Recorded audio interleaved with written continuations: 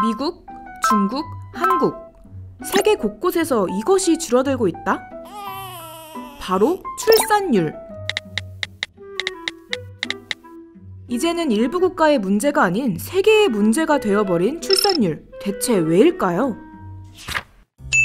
최근 미국에서 실시한 자녀 출산 계획 설문조사 결과 18세에서 49세 미국인 44%가 아이를 낳지 않을 것이라고 응답했는데요. 2018년도 대비 7%가 증가했다고 해요. 비출산을 선택한 응답자 43%는 의료, 재정 상황, 배우자 부재, 환경 등을 이유로 꼽았지만 56%의 응답자는 단지 아이를 원하지 않는다라고 답했어요. 이런 결과에 전문가들은 사람들이 코로나19로 인해 미래에 대한 불안감이 커졌고 희생을 감수하면서까지 아이를 낳는 것 대신 내 삶을 즐기는 것이 중요하다라는 인식이 커지면서 아이를 원하지 않는 사람들이 늘어난 것으로 보인다고 했습니다. 이번 설문조사는 인구 1000명당 출산율 1.64명으로 41년 만에 최저치를 기록한 미국의 출산율을 설명해주는 결과라는데요.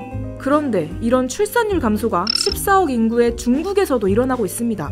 중국은 지난해 인구 1000명당 출산율 8.52명으로 1978년 이후 가장 낮은 출산율을 기록했는데요. 이에 중국 정부는 가족 구성원 수와 출산을 조절하는 산하 정책을 사실상 폐지하고 둘째와 셋째 아이를 낳을 경우 아이 한 명당 매달 500위안을 3년 동안 지급하며 부담되는 사교육비를 줄이기 위해 과외 학원 등을 강력히 제재할 것이라고 예고하는 등 출산 장려 정책을 쏟아내고 있죠. 우리나라 역시 출산율은 꾸준히 문제가 되어 왔는데요. 통계청에서 발표한 2020년 합계 출산율은 0.84명, 2015년 이후 70개월 연속 감소세를 보이며 세계 198개국 중 198위로 2년 연속 최하위를 기록했죠. 때문에 영국의 인구학자인 데이비드 콜먼은 인구 소멸 1호 국가로 한국을 지목하기도 했어요. 이런 급격한 출산율 감소에 우리 정부는 꾸준히 예산을 투입하며 출산을 장려해왔는데요. 지난해 저출산 예산의 규모는 약 40조 2천억 원. 하지만 특수고용직 보험료 지원, 고교 무상교육 등의 항목들이 포함되어 있었는데요.